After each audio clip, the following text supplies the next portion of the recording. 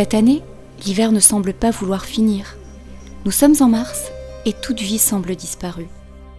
Mais sous la patinoire éphémère se cachent encore bien des surprises.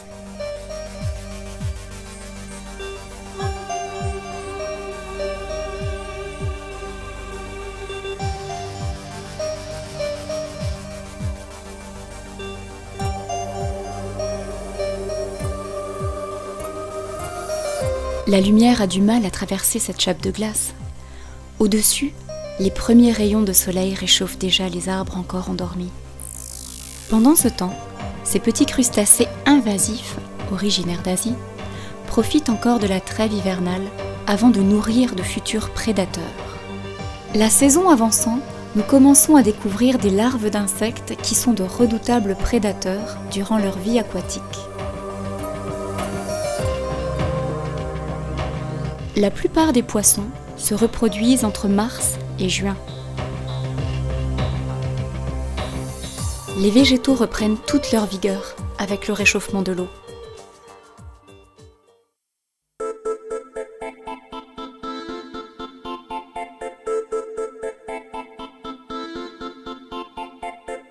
La ponte des perches, très visible, peut atteindre plus d'1 mètre de long, ce qui représente plusieurs milliers d'œufs. Cette ponte se trouve indifféremment sur des graviers, accrochés sur des bois morts ou sur des végétaux. Les myriophiles et les caracées sont les abris idéaux pour les petits crustacés et les gastéropodes comme ici, la limnée. Le brochet, roi incontestable de l'étang, n'a pas de prédateur à l'âge adulte. Seuls quelques sangsues osent s'y frotter.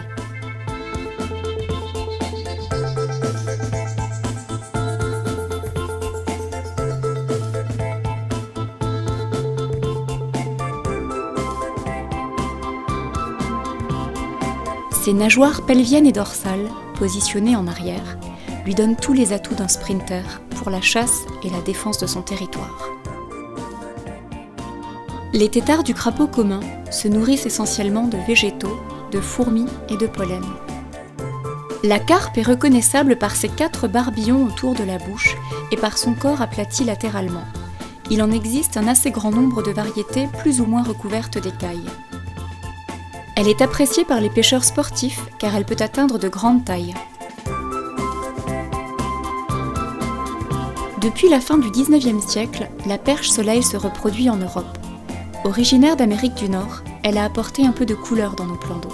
Mais c'est aussi un prédateur implacable. L'Ophrydium, avec son apparence végétale, fait pourtant partie du règne animal. Le monde végétal n'est pas en reste. L'utriculaire, malgré son apparence inoffensive, est une plante carnivore. Les nénuphars, quant à eux, peuvent recouvrir de très grandes surfaces selon la qualité et la nature du milieu.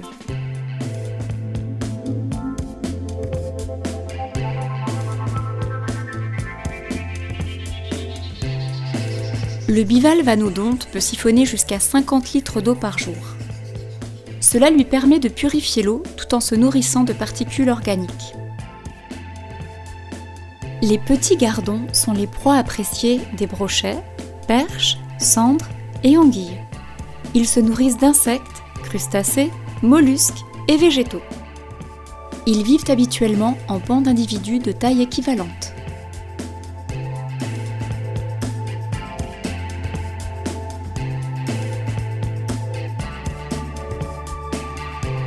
Après la reproduction à l'automne, la dégénérescence durant l'hiver, les éponges se développent durant la saison chaude. Voilà un petit tour d'horizon de quelques espèces les plus visibles dans nos plans d'eau. Allons maintenant visiter un autre biotope.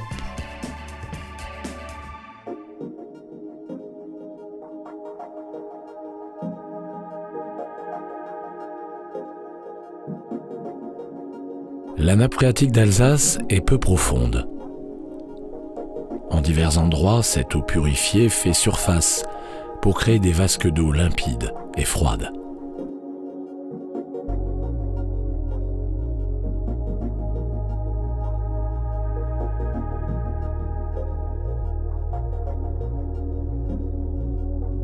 Ces milieux particuliers profitent à des espèces rares et surprenantes. Des colonies éphémères de bryozoaires et certaines bactéries appréciant particulièrement ces eaux légèrement soufrées apportent une touche colorée et surnaturelle à cet endroit.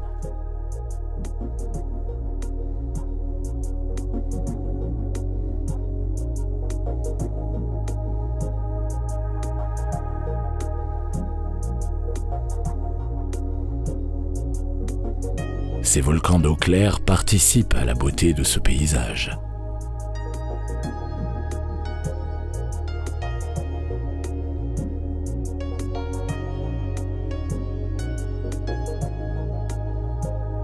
Nos espèces habituelles ont aussi colonisé ces eaux limpides.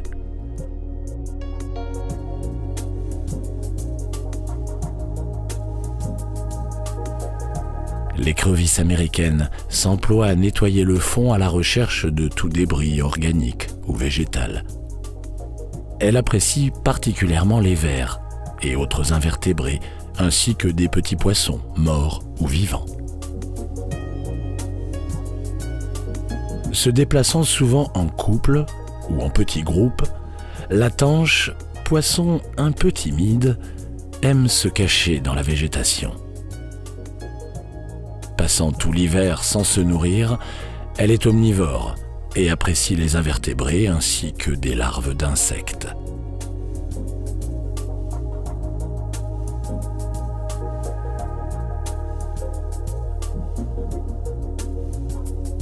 Cette petite boule rouge d'environ 3 mm n'est autre qu'un acarien aquatique qui se déplace grâce à ses 4 paires de pattes ciliées.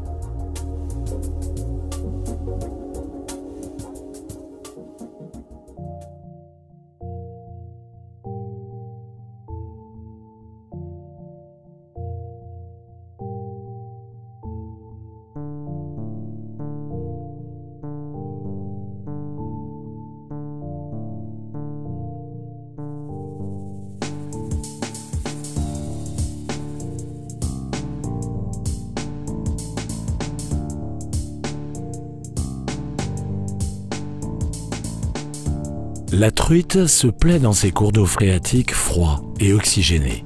Poisson carnassier, elle mange des insectes, crustacés et mollusques. En grandissant, elle s'attaque à de petits poissons, comme le chabot et le verron. Le gamard fait aussi partie de son alimentation. Les trichoptères se façonnent un fourreau de débris végétaux ou minéraux, qui sera maintenu par une paire de crochets situés à l'extrémité de l'abdomen. Lors de sa vie aquatique, il passe par plusieurs stades, de l'œuf à la nymphe en passant par la larve.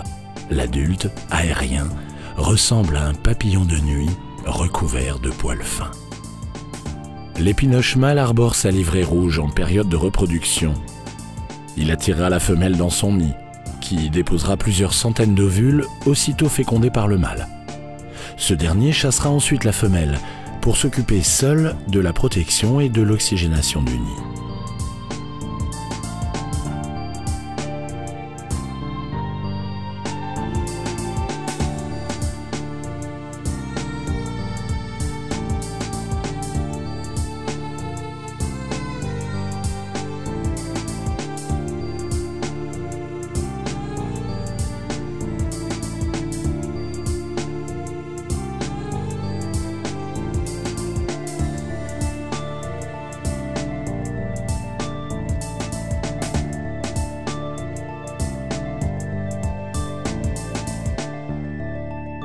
Ces endroits somptueux sont rares et fragiles.